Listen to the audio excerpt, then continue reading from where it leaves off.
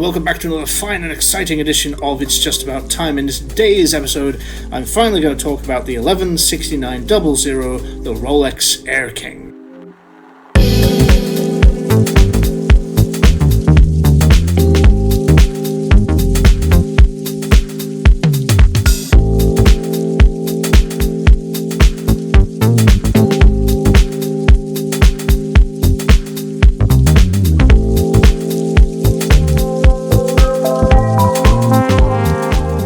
Lots of thoughts on this particular watch. I have my watch box right here. Little wristwatch check. I am wearing my Bremont Alt 1B, and this is a watch that if you've been keeping up with my short video posts and community posts, this is something that I want to talk about soon. So this is a new piece. I've got a lot to say about that. And also, I have a lot to say about all three of these watches, because all of them, actually, I suppose the Tudor I've already reviewed, so I don't really need to say too much about that. I was going to do a bit more of an in-depth thing, and I might yet still do a more arty video of it. This also is a new one. This is also a Bremont Alt 1 to WT, but it's a Kingsman Edition. There's a lot to say about that. But today's episode is, of course, focused on this one. So, there it be. That is the 116900, the Rolex Air-King, a fantastic piece. Where to begin with this? I mean, I guess what I should start with is the fact that this piece represents a bit of an achievement in that I finally have a piece of higher horology than I've ever had before. Now, I say higher and not high horology because I don't think that Rolex is really classified as high horology. That's more Patek Philippe and the sort of the bigger brands, you know, where watches start at like $35,000 as their base level watch and go up from there. So this one, this is a really nice piece because this is a 40mm sports watch.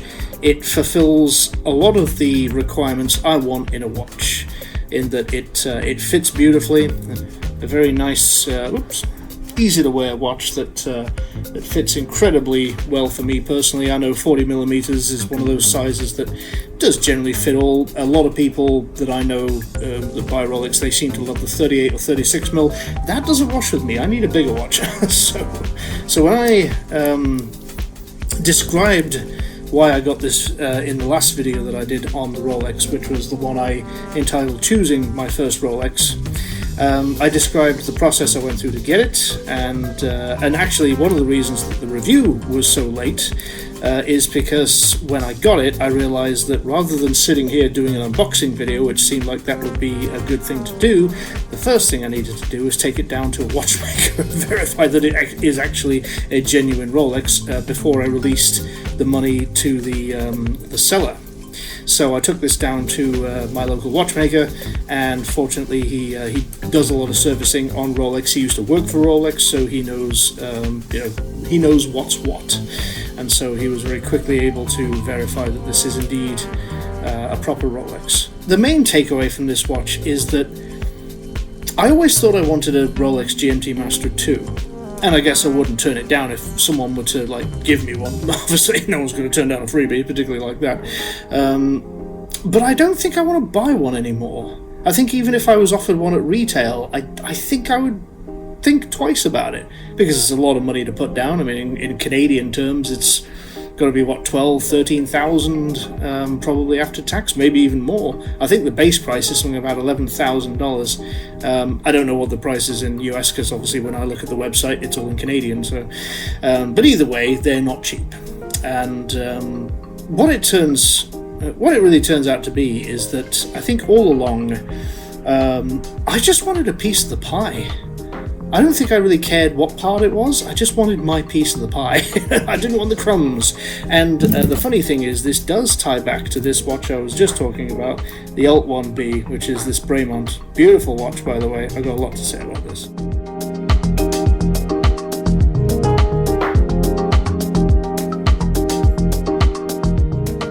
This I got off Chrono24 secondhand for a criminally low price. Like, I'm talking ridiculously low. What we're talking about here, let's just ballpark it. It's a $1,000, well, Canadian dollar watch. In US terms, I think that's about 6,700, maybe 7,000. Actually, it's got to be a little bit more than that, maybe 7,500. In pounds, British pounds, it's I believe 53 or 5,400 pounds. So it's an expensive piece. Now this was up on Chrono24 for $1,750, which I was like, why? That's a crazy price for this thing. And a couple of thoughts went through my head, which is one, well, it's probably clapped out for that much, it's probably like in bad need of a service. It's probably scratched up and, it won't have box and papers. And it did say no box, no papers. And so I thought, well, but would be handy to have, like, a cheap luxury watch, a cheap Bremont, so that basically I could use this to show customers, like, hey, here's an example of the Alt 1, because the Alt 1 range is actually quite extensive, and I quite like the blackout design. And I also like the idea that this is the same watch as what was featured in the Kingsman film, which is something I'd seen recently and I sort of got into. Obviously minus a bit of branding, the dial is slightly different, but basically this is the exact same watch. And so I thought, well, wouldn't it be wonderful to spend, like, $2,000 Canadian and basically have a luxury watch which I could wear without really worrying about, because when you pay a lower amount, you're like, well, I don't care if it gets scratched.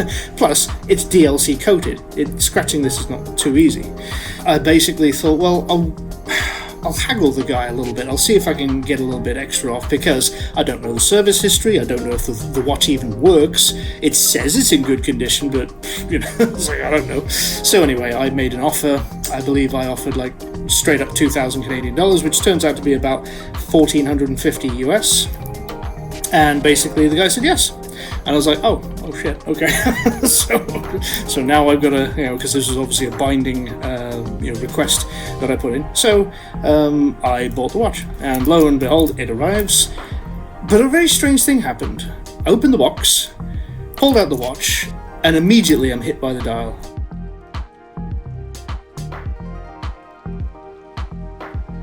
I expected to like this watch, and I expected to wear this watch. I did not expect to love this watch. And I'm not kidding when I say this watch really nails every part for me. I mean, it's a chronograph, it's a GMT, it has this really cool rotating inner bezel, which is really neat. So you've got a secondary timing thing, which you might wonder, well, is that useful on a chronograph?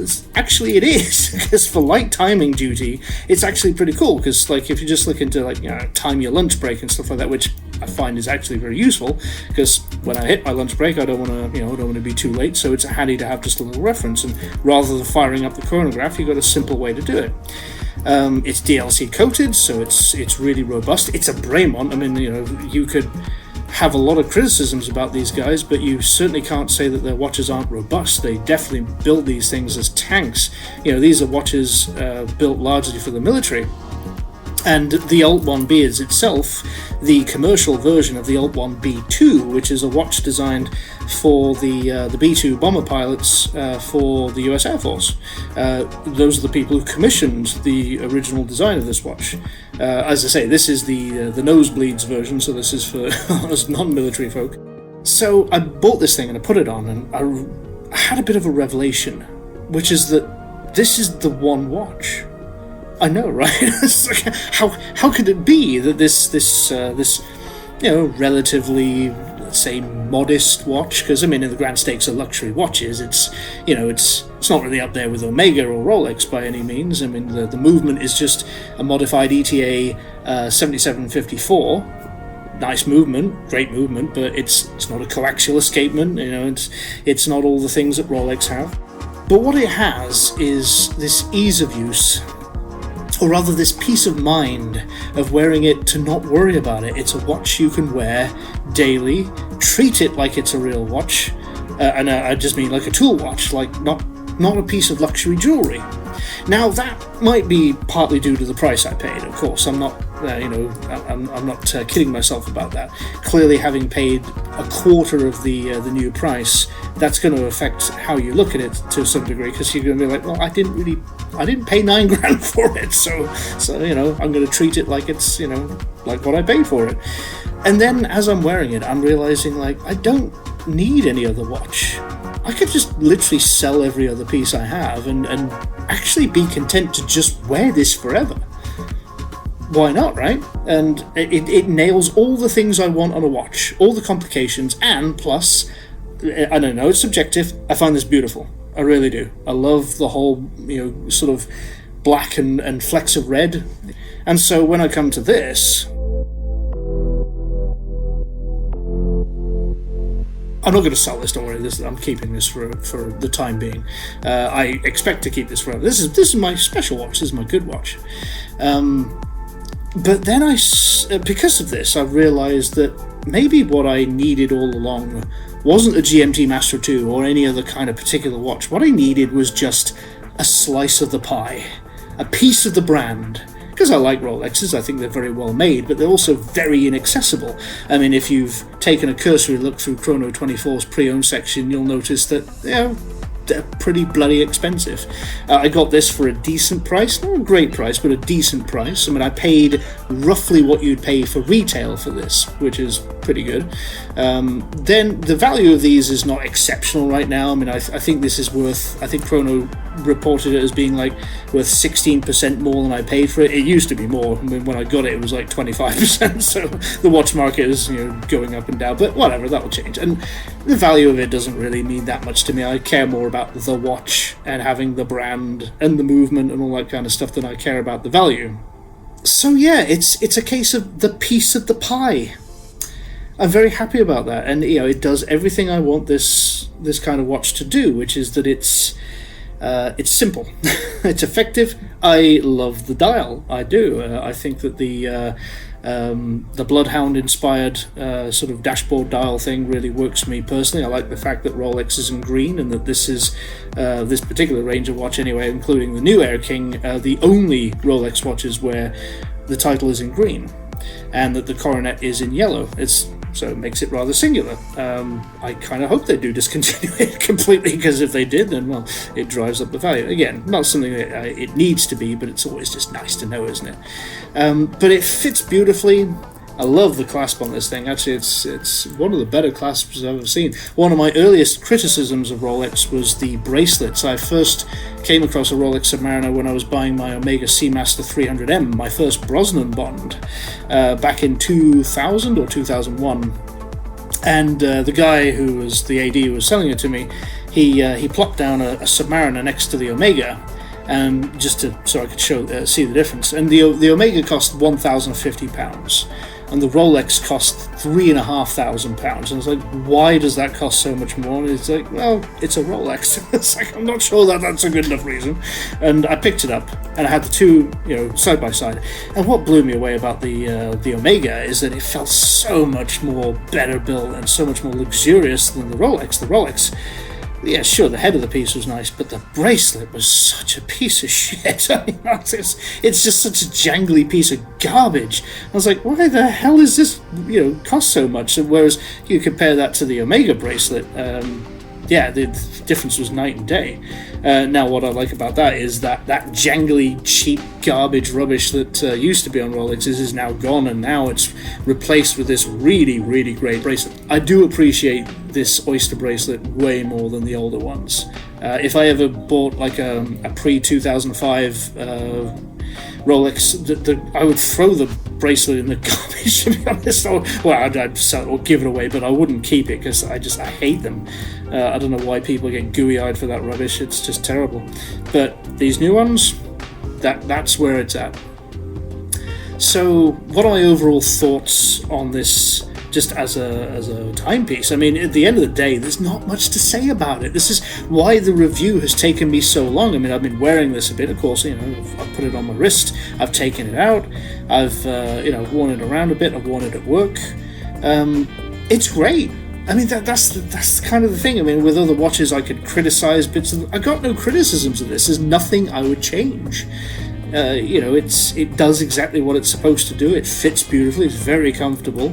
I'm happy with the price I paid for this, because at the end of the day, I got it for near retail cost. I think I paid 10,700 Canadian dollars, which, when you factor in taxes and everything, that's about what you would pay.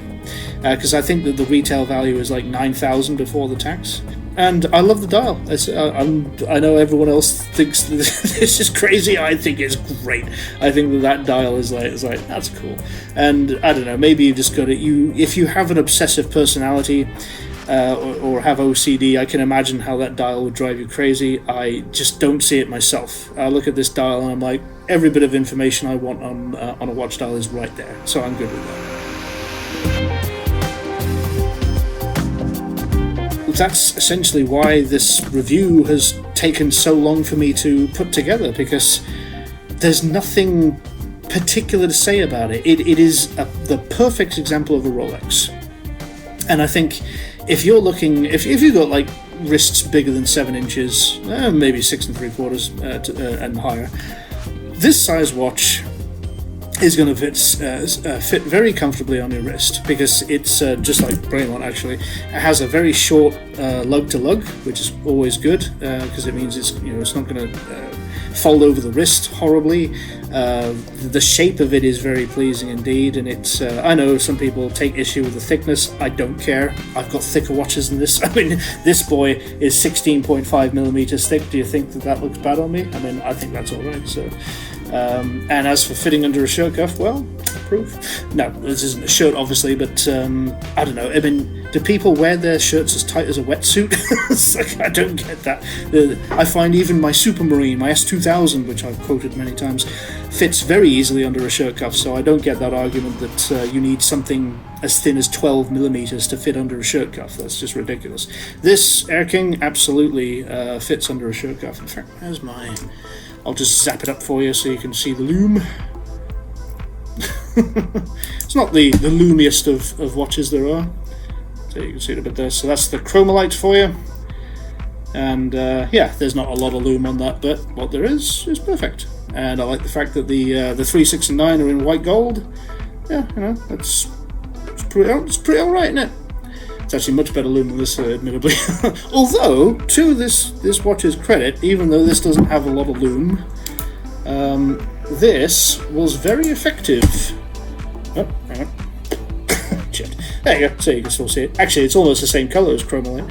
But this was very effective in a hotel I was in the other day, or a few weeks back anyway, and had all the lights out, and I'd slept for 6 hours or so, woke up and was like, oh, I can see the time. It works. So as much as the loom doesn't really last terribly long on that, you can see it throughout the night, so it works. And the same could be said for this, which, as you can see, is still glowing nicely. So, yeah. Yeah, so what do we say about this? What's the final verdict? I mean, at the end of the day, I don't think it matters, does it? It's a Rolex.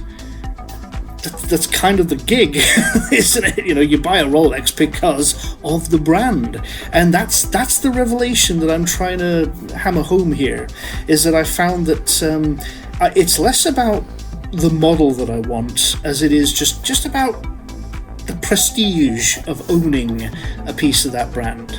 And if you're into watches and you're a collector and you care about these sorts of things, you can't help but not want to have a little bit of that action.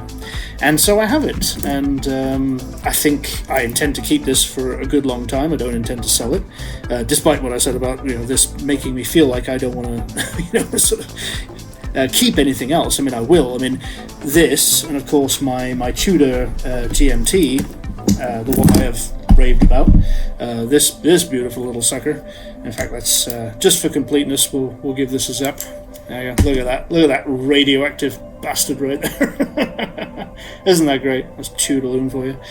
So this is the steel and gold root beer GMT, currently on a silicone bracelet, the strap, because it's off its bracelet right now. And yes, I do have the bezel protector on it. I know I don't need it on there, it's just I have one, so I figured, what the fuck, I'll just stick it on that.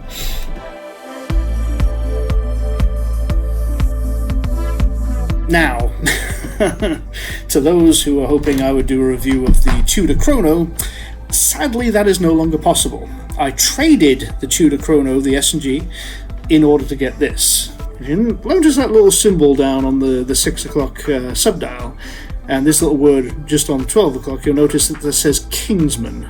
So this is a Kingsman Edition Bremont Alt 1 WT. I'll zap that up. Might as well. So this is the watch as actually featured in the Kingsman movie. So whereas this one is the same type of watch, this one is the actual watch. Well, I mean, it wasn't used for filming purposes or anything like that, but this is the special edition that they produced in order to be the movie tie-in. Now these are limited. There's only 500 of these. There's 500 of the DLC version, which is very similar to this one, and then there's 100 of the rose gold. Now you might think that I'm crazy, having traded in a Tudor Black Bay steel and gold chrono in order to get this. I think if you see one of these, you're crazy not to get it, because in years to come, like, there will only ever be one series of these produced. They will never make them again, because it's a movie trademark.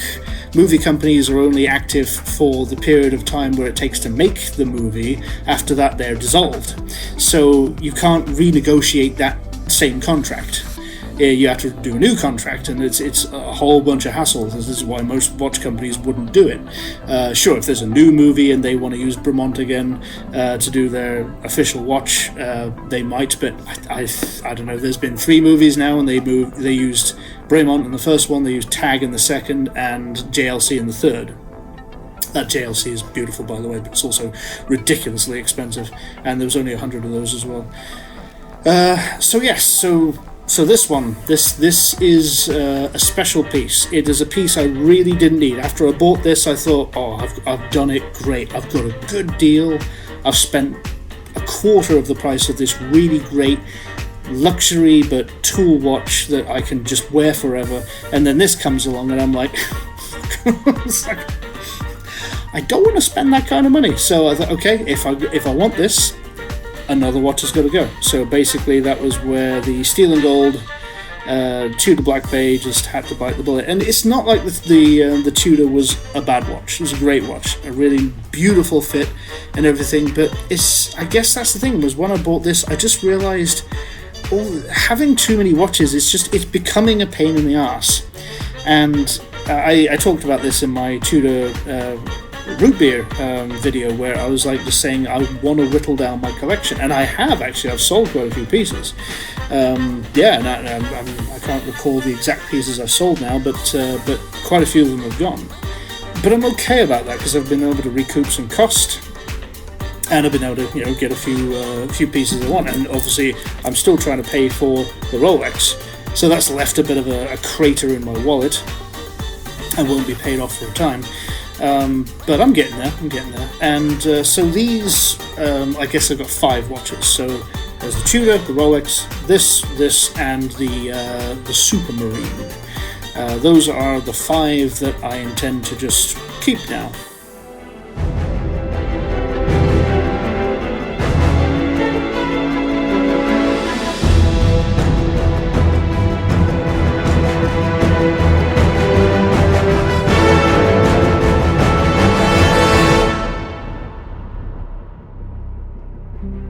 But I've already said everything that I could possibly say about it. I mean, at the end of the day, what it comes down to is there's nothing objectionable about this watch. I have no criticisms. I have only praise for it. It's great. It does exactly what I need. Do I recommend buying it? Absolutely. But it's also subjective. It's down to your personal stance on aesthetic. If you love the dial, if you love the case, then yeah, go ahead and buy this thing. I mean, don't hesitate. But don't take my word for it. You've got to try these for yourself, and that's the only way. Everybody's watch journey is different. And what's surprised me is that after having bought the Rolex and realised that the desire to buy a GMT Master 2 or any other model that I might have my eye on, it's all disappeared. Like, it's like the edge has finally been taken off. It's like I'm a horny teenager who finally blew his load and is like, oh, I'm satisfied, now I can go to sleep. Which I know is a bit of a crude analogy, but that's kind of how it feels like. It feels like, finally, I did it. I got there.